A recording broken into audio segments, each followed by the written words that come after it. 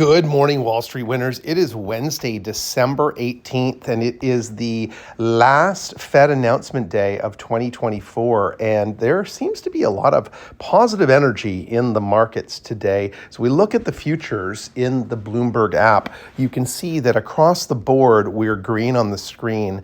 We've had a few rough days for sure, with some exceptions, particularly in the tech sector. But we've had a few rough days, and it looks like leading into the Fed decision, which comes out at 2, and then Jerome Powell speaking at 2:30 this afternoon, we are anticipating, almost betting close to 95%, that Jerome Powell and the Fed will come out with a 25 basis point rate cut in the U.S., which will be the third rate cut in a row in the U.S., and that seems to be heading towards the levels that most economists feel are what we need for the U.S. economy moving forward, that normalized level for interest rates.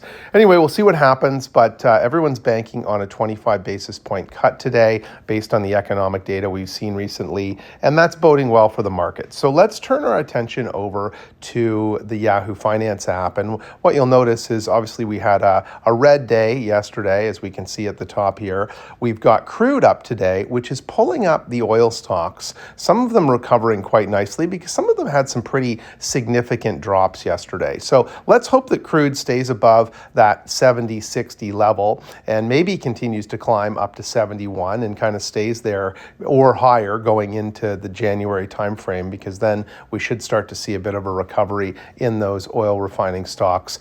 The NASDAQ futures there, the VIX is down 39 points. So you can see, or 0.39. You can see here, that's a positive. It's under 16. We want to keep it ideally under 15, but under 16 is okay as well. If we scroll down and look at what's going on in the different sectors we follow, health and retail, pretty quiet overall. Costco's come off the highs. It was up in the $1,000 range. It now settled back down after very good earnings, but settled back down into the low 980s, which has still had a great run in the past 60 days. Costco is up almost $100 in the past month or two. So it's had a very good run. Lulu's had a good run as well. So it's flat on the day in the pre-market. You've got ATD off a little bit. You've got Nike, which has earnings coming out tomorrow. Nike got a good boost. It's had some announcements about signing some women's NBA stars for custom shoes. And putting out shoes in the name of those female players. So it's got a bit of a bump yesterday. I think we're going to see this stock get into the mid-80s by Friday as earnings come out tomorrow, and should be positive. They've had a few bad quarters. Things are starting to turn. You've got a new CEO in place as of mid-October, who's an ex-executive that has a fairly long tenure with Nike and has been there through the good years. So probably looking to make some changes, and probably has already started to make some changes. Then we go down to oil, and you can see that across the board, oil is primarily green on the screen in the pre-market. It was certainly red in yesterday's market, but it looks like it's coming back a little bit. Valero was actually up almost $3 or $4 earlier this morning in the pre-market, up in the 129s, and now it's only up 80 cents. So we'll see what happens there. I'm expecting a big jump in Valero today. I'm expecting this to get back to the 128 to 130 range today. So I would definitely be, if it's opening in that 124, 125 pocket, I would definitely be buying into that quick and early on the open and expecting a bump in that, especially if at the open crude is still above the 70, 68, 70, 70 level. So if it remains up at that level and Valero opens towards or around where it closed yesterday, I'd be looking to buy in there and catch a bit of a rise as it I would expect accelerates and jumps today to recover a little bit of the money lost yesterday.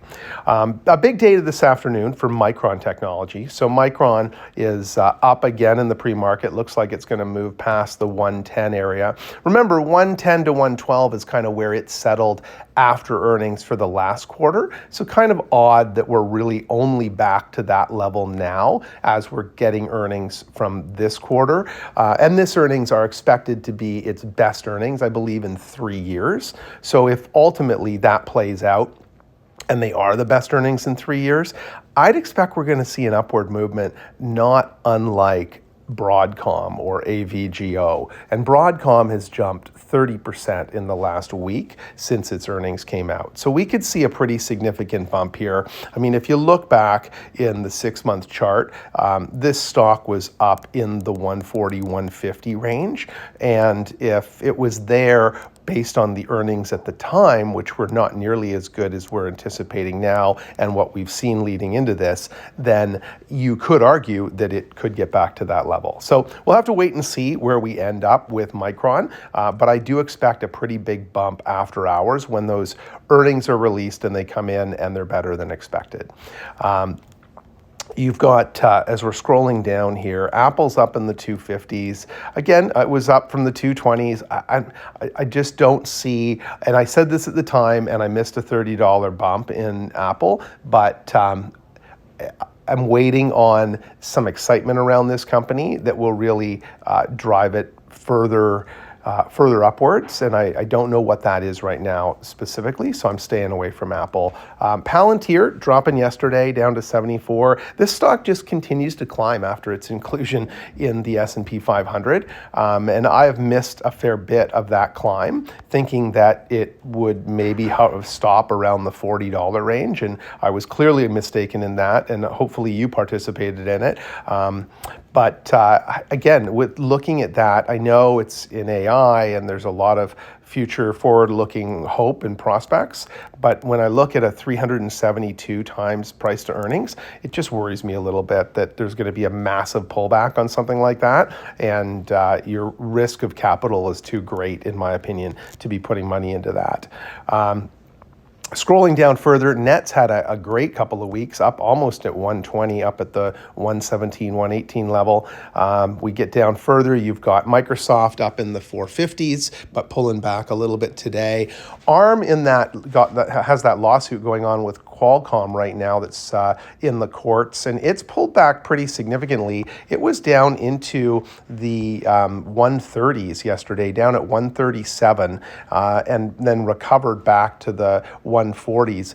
I'd be watching this to see on a fall. It may be an interesting buy. There's been a couple of days this week where it's dropped just after the open, and then it's recovered for the remainder of the day. And not maybe got back to where it started, but pretty close. So it's been a good way to play that, is just to watch that. Now today with the NASDAQ up, it's probably not going to drop right away, but it may spike. So there may be an opportunity to get in on that. Again, a high multiple stock, but a ton of volatility.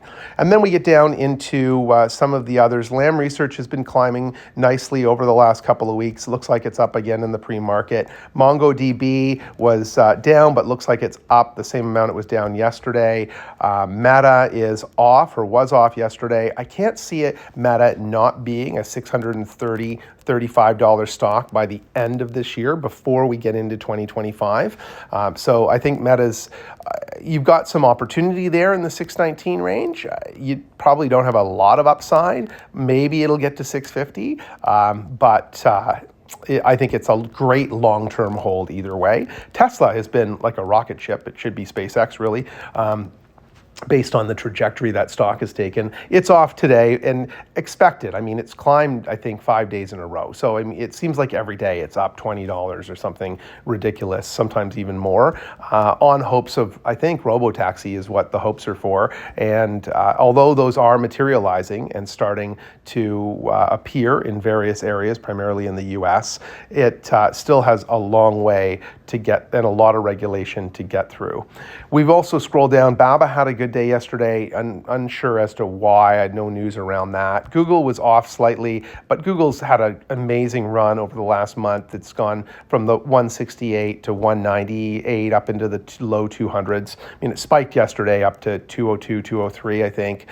So great start to the day, and then it tailed off at the end. Adobe's just been pummeled, so staying away from that one for now, waiting for it to find a bottom.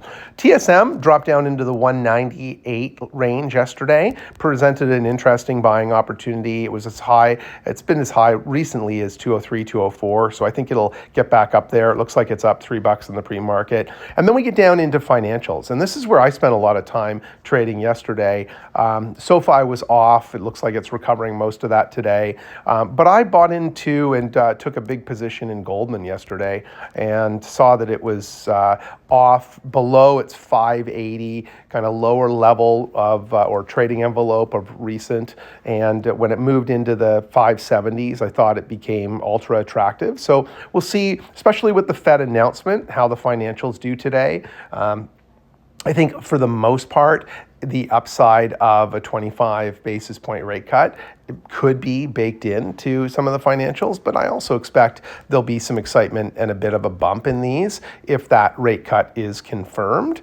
And we've got financials reporting in mid to late January. And so now that we've seen them kind of peak and start to tail off, they may not have come off and down as much as they are going to in the end, but I do think that the Goldman stock should be a $610, $615, $610, $615 stock. So getting in the 570s, even if I have to hold till end of January, seems like a pretty decent return there for a 1 month time frame. So that's where we are on the on today, sorry, of December. Don't have the date in front of me, but Wednesday. And good luck in your trades. And if you are liking the videos, please hit the like and subscribe.